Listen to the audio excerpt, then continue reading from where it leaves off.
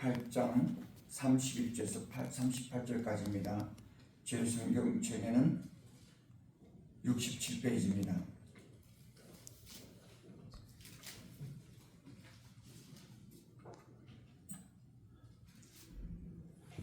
인자가 많은 고난을 받고 장로들과 대제사장들과 서기관에게 버림받아 죽임을 당하고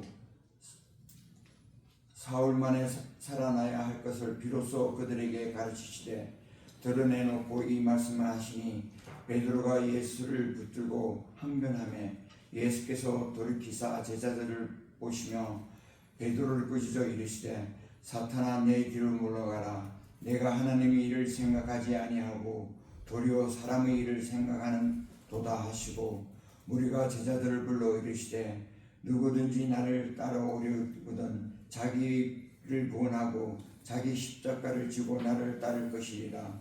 누구든지 자기 목숨을 구원하고자 하면 잃을 것이요 누구든지 나와 복음을 위하여 자기 목숨을 잃으면 구원하리라. 사람이 만일 온 천하를 얻고도 자기 목숨을 잃으면 무엇이 유익하리요? 사람이 무엇을 주고 자기 목숨과 바꾸겠느냐? 누구든지 이 음란하고 죄 많은 세대에서 나와 내 말을 부끄러워하면 인자도 아버지의 영광으로 거룩한 천사들과 함께 올 때에 그 사람을 부끄러워하리라. 내가 내 마음대로 나 삶을 주관해서 이끌어가는 것 같지만 한번 잘 생각해 보시길 바랍니다. 사실 우리는 무언가를 따라서 살아가고 있습니다. 근데 내가 뭘 따라 살아가고 있습니까? 내가 가장 귀중하게 여기는 그거를 따라서 살고 있습니다. 주님을 따라가는 사람들을 제자, 디사이플이라고 부릅니다. 12제자만이 아니라 주님을 믿는 모든 신자는 주님께서 제자가 되기를 원하십니다. 주님을 따르는 사람이 되기를 원하십니다.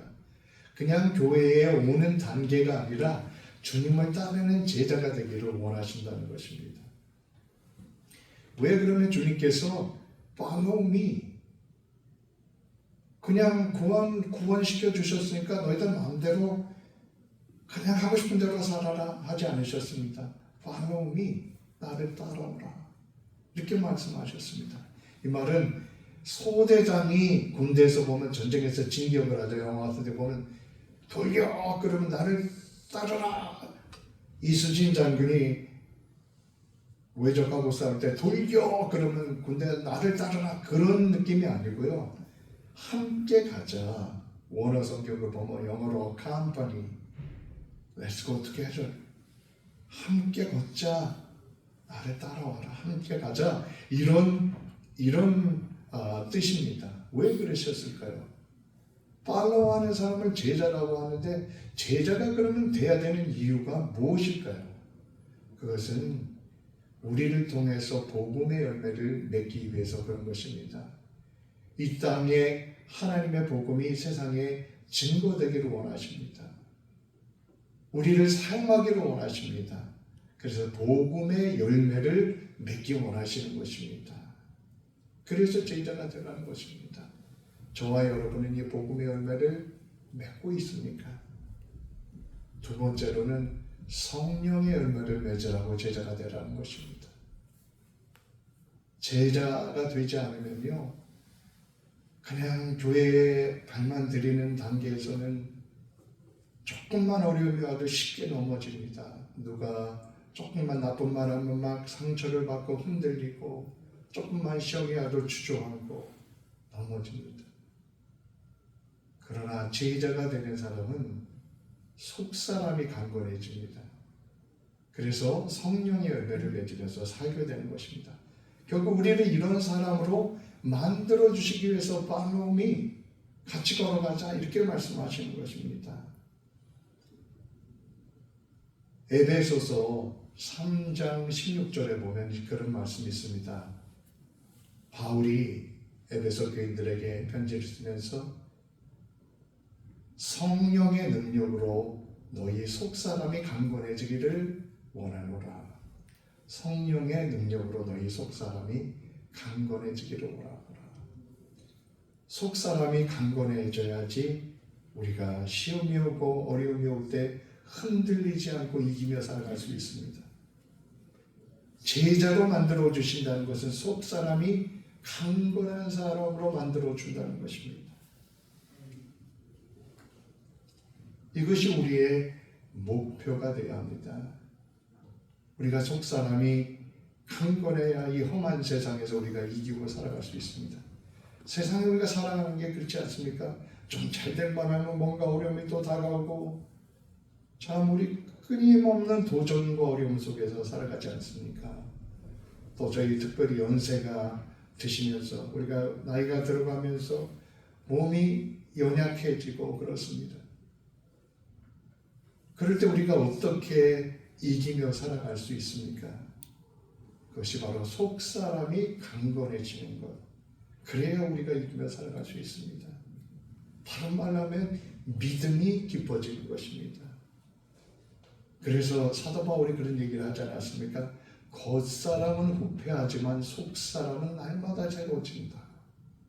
겉사람은 후패하지만 속사람은 날마다 새로워진다. 그런 말씀을 한 것입니다. 그런데 이 제자가 되는 게 쉽기만 한 게 아닙니다. 나를 따라오라 말씀하시면서 나를 따라오려거든 자기를 부인하고 자기 십자가를 지고 나를 따라오라 이렇게 말씀하셨습니다. Deny yourself and take up your cross. 이게 무슨 말일까요? 갑자기 뭔가 무거운 느낌이 들지 않습니까? 후안 카를로스라는 그 목사님이 쓴 제자입니까? 라는 책이 있습니다. 이 아르헨티나 분인데 이분이 쓴 제자에 관한 책이 한때 한국의 기독교 베스트셀러가 된 적이 있었습니다. 이분은 20대부터 부에노스아이레스에서 목회를 했는데 하루 16시간 목회를 하면서 2년 후에 600명이 넘는 교인이 모였습니다. 교회가 참 잘 돌아가고 조직적으로 잘 갖췄습니다. 많은 교회들이 저 교회가 참 놀라운 교회다. 그 교회의 성공 모델을 배우기 위해서 몰려왔습니다. 그런데 정작 후안 카를로스 목사님의 마음에는 갈등이 생겼습니다. 뭔가 공허하고 뭔가 비어있는 것을 느끼게 되었던 것입니다. 교회 사역은 너무 바쁜데요. 정작 자기 속에는 성령의 확신이 없는 것 같이 그렇게 느꼈습니다. 이러다 안 되겠다 싶어서 후안 목사님이 15일간 잠시 목회를 멈추고 시골에 머물면서 기도하는 시간을 가졌다고 합니다. 그때 마음에 하나님의 음성이 들려왔습니다. 무슨 소리가 이렇게 들려오듯이 들려온 것이 아니라 마음에 우리가 기도하다 보면 어떤 마음에 이게 하나님의 소리구나 이렇게 느낌으로 오는 그 내면의 소리가 있지 않습니까? 그게 강력하게 왔던 것입니다. 그러면서 후안 목사에게 네가 하는 모든 일 가운데 내 손길이 어디 있느냐 이렇게 묻는 내면의 음성이 들렸습니다. 너는 마치 코카콜라 회사가 제품을 선전하듯이 그 일을 선전하고 있다. 열심히 편지도 쓰고 신방도 하고 전화도 하고 열심히 하지만 너의 목회에 나의 손길은 어디 있느냐 라는 내면의 음성이 강하게 들려왔습니다. 그러면서 하나님께서는 후안에게 너의 교회는 성장하고 있지 않다 이런 마음의 음성을 들려주셨습니다. 후안은 마음으로 하나님께 반박했습니다. 주님, 2년 만에 200명도 안 되는 교인이 600명이 넘었습니다. 그럴 또 주님의 음성이 내적으로 들려왔습니다. 아니다. 내 교회는 성장하지 않았다. 다만 비대해지고 있는 것이지 똑같은 종류의 사람이 많아진 것에 불과한 것이지 성숙해진 것은 아닌 것이다. 이런 깨달음을 주셨습니다. 그러면서 600명 모든 사람이 사랑이 없다. 사랑이 없는 동일한 종류의 사람들이 많아진다는 것은 성장하는 것이 아니라 비대해지는 것이다. 이런 깨달음을 얻게 되고 그 깨달음에서 쓴 책이 제자입니까? 당신은 제자입니까? 이런 물음을 책에서 던지는 것입니다. 후안에게 주셨던 하나님의 물음은 우리 모두에게 해당되는 물음입니다. 당신은 제자입니까? 우리 마켓스교회 장로교회 한인 목회는 제자의 길을 잘 걸어가고 있습니까? 제자는 어떤 일에 있어서도 자기를 부인하고 자기 십자가를 지고 따르는 사람들이 제자입니다. 그런 사람들은 반드시 하나님께서 지키시고 함께 하시며 반드시 축복하게 되어 있습니다. 우리가 처음 구원받았을 때는 갓난아기가 태어나는 것과 똑같습니다. 태어나면 갓난아기가 되면 자라야 됩니다. 우리가 신앙생활하면서도 영적으로 자라나야 됩니다. 아기가 자라나지 않으면 무슨 문제가 생기겠습니까? 자라나지 않는다는 것은 신체적인 문제가 생기고 있다는 것이죠. 우리가 신앙적으로도 똑같습니다. 우리가 30년, 40년, 또 10년 신앙생활에도 자라야 합니다. 자라야 문제가 생기지 않는 것이죠. 자라기 위해서는 팔로미 주님을 따라가야 하는 것입니다. 이 후안 목사님은 제자입니까라는 책에서 이런 얘기를 합니다. 현대 교회의 많은 문제 중 하나는 신자들이 이 아기 상태나 어린아이 상태로 머물러 있는 게 문제다라고 합니다. 어린아이들을 줘보십시오. 보십시오. 유년기의 특징은 뭐냐면 나 중심적입니다. 미. 다른 사람을 배려하기보다는 나 중심적인 것이죠. 아이스크림 하나 사줘. 뭐 하나 줘. 나를 줘. 어린아이니까 당연한 것이죠. 그런데 너무나도 많은 신자들이 신앙적으로 거기에서 머무르고 있다는 것입니다. 애기에서 머무르고 있다는 것입니다. 나에게 그걸 주십시오. 날 주십시오. 기도해도 나만 위해서밖에 기도할 줄 모른다는 것입니다. 나눠줄 줄 모르고 타인을 챙길 줄 모른다는 것입니다.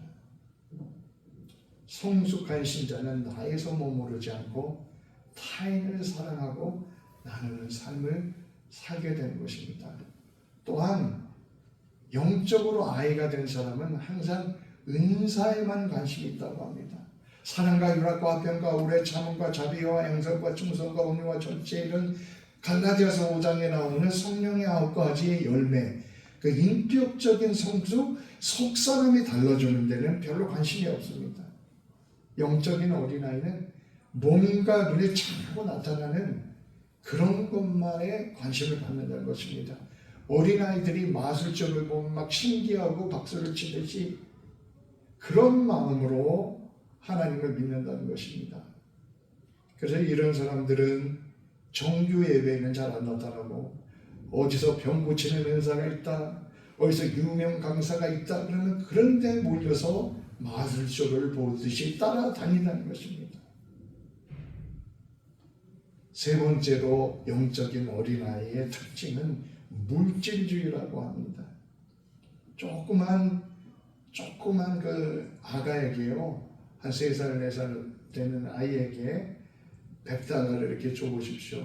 100달러 네가 들고 있어라. 내가 그 다음에 초콜릿을 하나 주면서 이거랑 바꿀래? 그러면 대부분의 아이들이 냉큼 바꿔버립니다.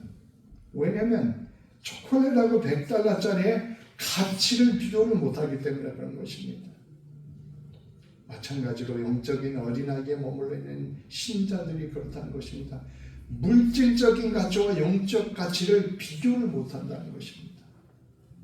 오직 어린아이 같은 신자는 좋은 집, 좋은 차, 돈 많이 버는 것, 이게 최고의 가치라는 것입니다. 그래서 영적인 것을 놓고 초콜릿 받듯이 물질적인 것을 우선으로 살아간다 는 것입니다.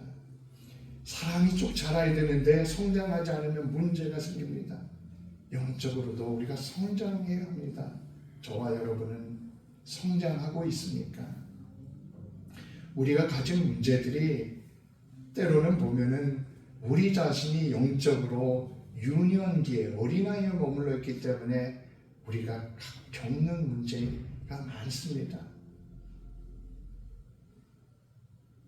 우리에게 그런 것은 없습니까? 사순절을 통해서 우리가 그런 것을 벗어버리고 성장하는 우리가 되기 위해서 기도해야 될 줄로 믿습니다. 영적으로 어른이 된다는 것은 제자가 된다는 것입니다. 제자가 된다는 것은 주님을 따라간다는 것입니다. 달라지는 것이죠. 오늘 창세기 17장에도 하나님께서 아브라함의 이름을 아브라함이라고 바꿔주셨습니다. 사레의 이름을 사라로 바꿔주셨습니다. 그냥 이름만 바꾸는 게 뭐가 그렇게 중요합니까? 근데 거기에 깊은 의미가 있습니다. 아브라함은 존귀함을 받는 그 높임을 받는 사람이란 뜻입니다. 그러나 아브라함이라는 것은 만국의 아버지라는 뜻입니다. 사라도 만국의 어머니라는 뜻입니다. 이름을 이렇게 바꿔주시면서 어떤 한 지역의 족장이 아니라 그것을 넘어서 정말 세상의 복의 근원이 되고 영향을 미치는 사람들로 변화되도록 그러한 의미를 담은 것입니다. 어떤 점에서 우리가 이름은 똑같이 가지고 살아가지만 제자가 된다는 것은 그 길은 사레가 사라로 바뀌는 길이고 아브라함이 아브라함으로 바뀌는 길입니다. 그것이 하나님의 뜻입니다. 우리 본문에 보면 예수님께서 십자가를 지고 돌아가신다는 그 말씀을 처음으로 하십니다. 이때부터 예수님의 사역이 급격히 달라집니다. 십자가를 지시고 부활하실 것입니다. 31절에 보면 인자가 많은 고난을 받고 장로들과 대제사장들과 서기관들에게 버림받아 죽임을 당하고 사흘 만에 살아날 것이다. 이때가 언제입니까? 베드로가 주는 그리스도시요 살아계신 하나님의 아들입니다. 이 위대한 고백을 한 후에 예수님이 십자가의 죽음과 부활에 대해서 말씀하신 것입니다. 그런데 베드로는 주는 그리스도시요 살아계신 하나님이라고 얘기를 해놓고 금방 얼마 지나지 않아서 예수님 십자가를 진다니까 아닙니다. 막 예수님을 그냥 아닙니다 정도가 아니라 원하게 보면 리뷰하면서 막 꾸짖으면서 막 책망하듯이 말하면서 예수님을 대놓고 말린 것입니다. 어떻게 똑같은 한 사람의 입에서 위대한 신앙의 고백이 나오고 똑같은 한 사람의 입에서 이런 말이 나옵니다. 예수님께서 사탄아 내 뒤로 물러가라 이렇게 꾸짖으셨습니다. 한 사람이 이렇게 위대한 고백도 하고 한 사람이 이러한 문제가 있는 발언도 하고 이게 베드로였습니다.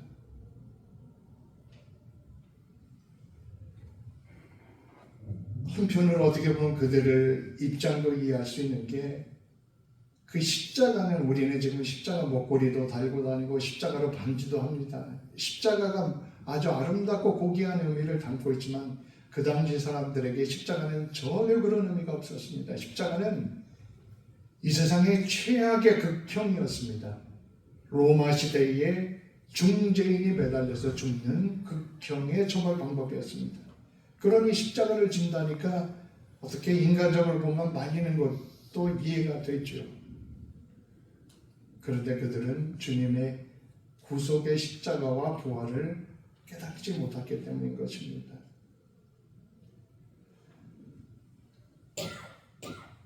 그래도 베드로가 훌륭한 것은 사탄아 네 뒤로 물러가라 이렇게 예수님이 꾸짖으셨는데도요. 보통 사람 같으면 열받아가지고 나를 사탄이라 그런다고 아마 예수님을 떠났을지도 모릅니다. 그런데 베드로는 그 책망을 받아들이고요. 예수님을 따라갔습니다. 이것이 훌륭한 점입니다. 그러다가 또 예수님이 십자가를 지신다니까 갑자기 무서워가지고 예수님을 3번이나 부인했습니다. 그리고 도망갔습니다. 그런데 또 예수님을 따라갔습니다. 그렇게 끝까지 따라갔습니다. 실패해도 따라가고 죄 짓고도 따라가고 실수해도 따라갔습니다. 그렇게 따라가니까 부활하신 주님을 만나고 오순절날 불같은 성령의 역사도 체험했고요. 초대교회의 가장 위대한 지도자로 쓰임을 받았던 것입니다. 제자들은 따라가는 사람입니다. 때로는 따라가다 우리가 실수합니다. 따라가다 실패합니다. 베드로처럼 넘어집니다. 그럼에도 불구하고 끝까지 주님을 따라가는 사람들이 제자인 것입니다. 베드로를 꾸짖은 후에 모든 모인 사람들을 향해서 나를 따라오려거든 자기를 부인하고 자기 십자가를 지고 따르라고 말씀했습니다. 자기를 부인한다는 게 무엇일까요? Deny yourself. 얘기는 아무 생각 없이 살아라. 네 생각은 무조건 잘못됐다. 그런 뜻일까요? 결코 그런 건 아닙니다. 사람이 자기 생각이 있어야 합니다. 이 말씀은 하나님의 뜻 앞에 너를 내려놓으라는 것입니다. 네 목표가 있어도 하나님의 목표가 있으면 내려놓으라는 것입니다. 포기하라는 것입니다. 내 생각이 있어도 하나님의 생각이 있으면 거기에 내려놓으라는 것입니다. 내 욕심이 있습니다. 내가 원하는 것이 있습니다. 그러나 주님의 길이 있습니다. 그러면 그 욕심과 야망을 내려놓으라는 것입니다. 이것이 자기 부인입니다. 한마디로 포기할 것은 포기해야지 따라갈 수가 있다는 것입니다. 그래서 윌리엄스라는 성서학자는 자기 부인은 십자가 앞에 나 자신을 내어놓는 것이다 라고 말했습니다. 영어 성경에 Good News for Modern Man이라는 영어 번역이 있는데요. 거기에 보면 무거운 짐을 진 한 여인에 관한 그림이 실려 있습니다. 이 여인이 십자가 앞으로 와서 자기가 지었던 무거운 짐을 다 내려놓습니다. 그런데 허리를 쭉 펴고 일어나서 그 다음에 걸어갑니다. 자세히 보면 이 여인은 자기 짐은 내려놓았지만 중요한 것을 내려놓지 않았습니다. 바로 자기 자신을 내려놓지 않았던 것입니다. 십자가 앞에 우리를 내려놓을 때, 자기 부인할 때만 주님께서 우리를 사용하실 수가 있습니다. 그래야 주님이 쓰시는 그러한 제자가 될 수 있습니다. 여러분 운전을 배울 때 우리가 처음에 뭐부터 합니까? 여러분 운전 배울 때 다 퍼밋을 따셨잖아요. 퍼밋을 딴다고 해서 운전을 하는 것인가요? 퍼밋만을 가지고 운전을 옆에서 연습은 하지만 나 혼자 운전을 몰고 나가서 할 수가 없습니다. 제자가 된다는 것은 정말 그 운전의 길에 들어서는 것입니다. 머리로만 하는 것이 아니라 신앙의 운전의 세계로 들어가는 것입니다. 그러기 위해서는 나를 내려놓고 그 길로 들어서야 하는 것입니다. 머리로만 알고 나 무서워, 나 못하겠어. 그러면 운전을 할 수가 없습니다.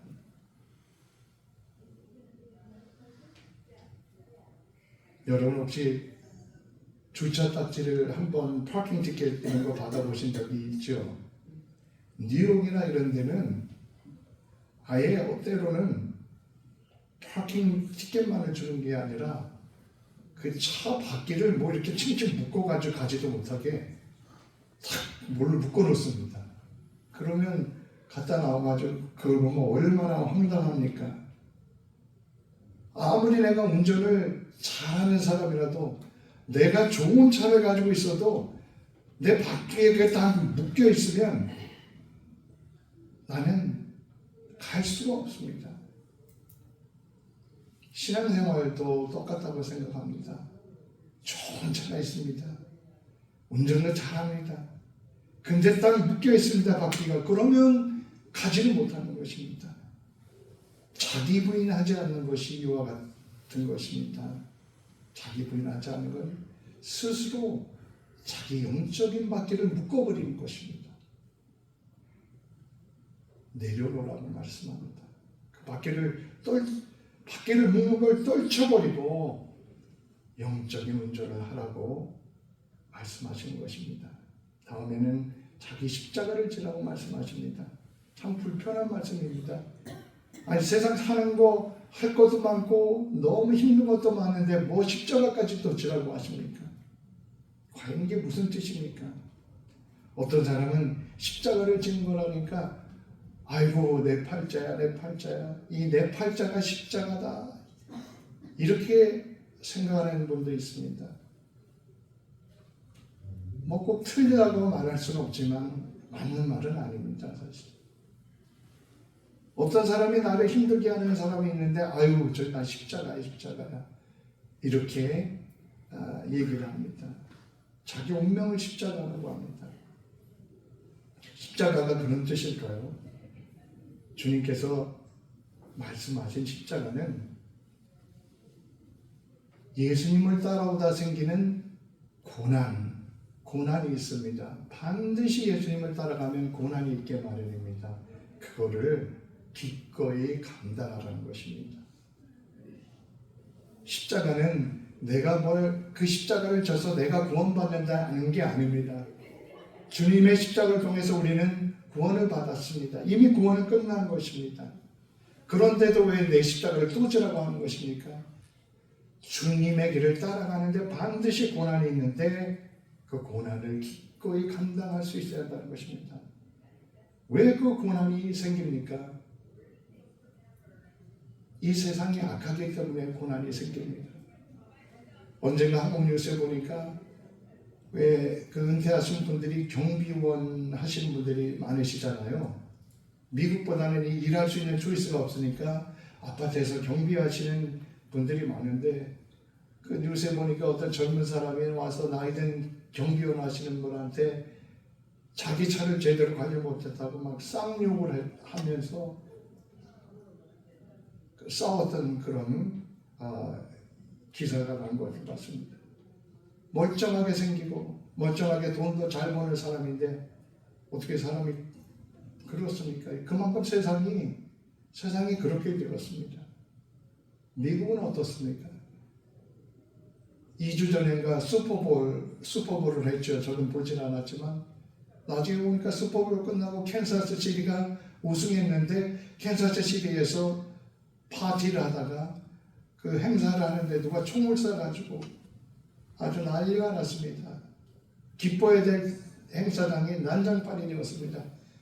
왜 총을 쐈냐 봤더니 모르는 사람들끼리 말다툼하다 성질난다고 총을 꺼내가지고 쏜 것입니다. 세상이 이렇게 악한 세상이 되었습니다. 정치적으로 세계를 보십시오. 러시아의 야당의 중요한 인물인 니발디라는 사람이 감옥에 갇혀서 죽임을 당했습니다. 몸에는 멍자국이 있고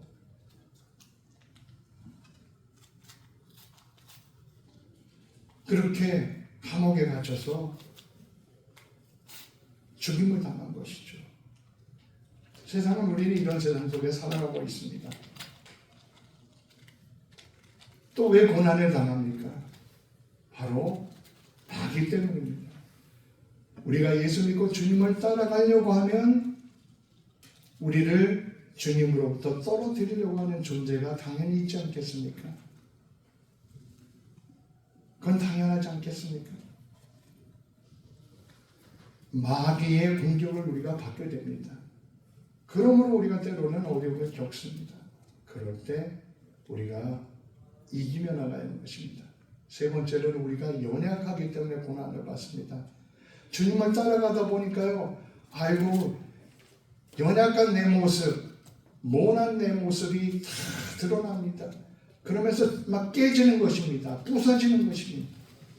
주님 따라가다 보니까 내가 변하려고 하니까 내가 막 부서지는데 그게 얼마나 아픕니까? 그런 고난을 기꺼이 감당하고 살아가라는 것입니다. 십자가를 지면 십자가가 우리를 지어줍니다. 이런 예화가 있습니다. 어떤 힘들게 사는 여성이 있었습니다. 힘들게 살면서 신앙생활하는 게 싫었습니다. 어느 날 꿈을 꾸는데 자기가 큰 십자가를 등에 짊어지고 어디론가 갑니다. 한참 가는데 예수님을 만났습니다.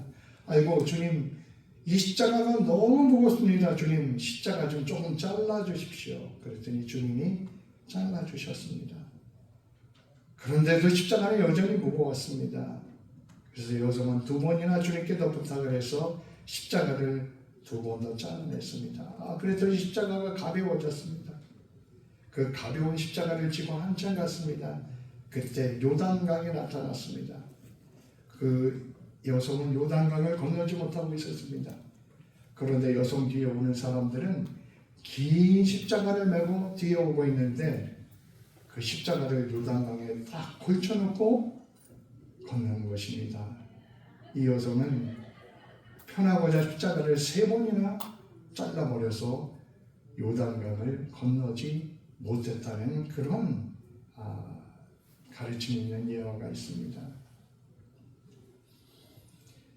여러분, 썬다싱이라는 유명한 그 전도자가 있습니다. 인도 사람인데 예수를 믿게 되고 히말라야를 올라서 티베트를 건너서 복음을 전도한 기독교 역사상 위대한 인물이 있습니다. 성경 하나, 담요 하나를 가지고 히말라야 그리고 티베트에 전도하러 다녔습니다. 어느 날 선다싱이 그날도 이제 티베트로 전도를 하러 가는데 마침 티베트 사람 한 사람과 같이 길을 걷게 되었습니다. 그런데 눈이 너무 많이 내려가지고 걷기가 힘들 정도였습니다. 둘이 막 가고 있는데 갑자기 저 비탈길에서 소리가 들려왔습니다. 신음의 소리였습니다. 누군가 눈길을 가다 쓰러져서 다쳐서 신음을 하고 있는 것입니다. 이 티베트 사람이 빨리 갑시다. 우리가 잘못하다가는 우리도 이 눈에 쌓여서 우리도 죽고 맙니다. 빨리 가야 됩니다. 그러지 마시고 저 사람을 좀 부축해서 이렇게 해서 같이 갑시다. 안 됩니다.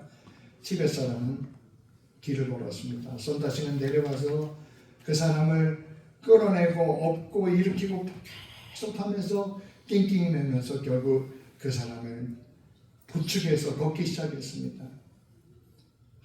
한참 가다 보니 저기 멀리 불빛이 보이고 집이 보입니다. 야, 이제 살았구나. 그러면서 가는데 거의 그 집 앞을 갈 때쯤 자기 발 앞에 뭔가 턱 쥐는 느낌이 들었습니다. 아이고, 커다란 돌이 있나 보다. 보니까 자기 앞에 가던 티베트 사람이 추위에 얼어서 쓰러져 죽어 있었던 것입니다. 그러나 선다싱은 그 비탈길에 쓰러져 있던 사람을 붙잡고 가면서 땀을 흘리고 애를 쓰고 가다 보니까 그 추위를 이기고 살게 되었던 선다싱의 일화가 있습니다. 우리 자기 십자가를 지라는 것은 하나님을 위해서뿐만 아니라 우리를 위한 길이기도 합니다. 사순절을 맞아 내가 무엇을 부인하고 어떻게 자기 십자가를 지며 가야 할까를 더 깊이 깨닫는 우리 모두가 될 수 있으시기를 축원드립니다. 기도하겠습니다. 주님, 강난아이처럼 나 자신에게만 머물러 있던 우리의 신앙을 회개합니다. 우리가 부인할 것을 부인하고 십자가를 감사하며 지고 따라가게 하여 주시옵소서. 예수님 이름으로 기도드립니다. 아멘.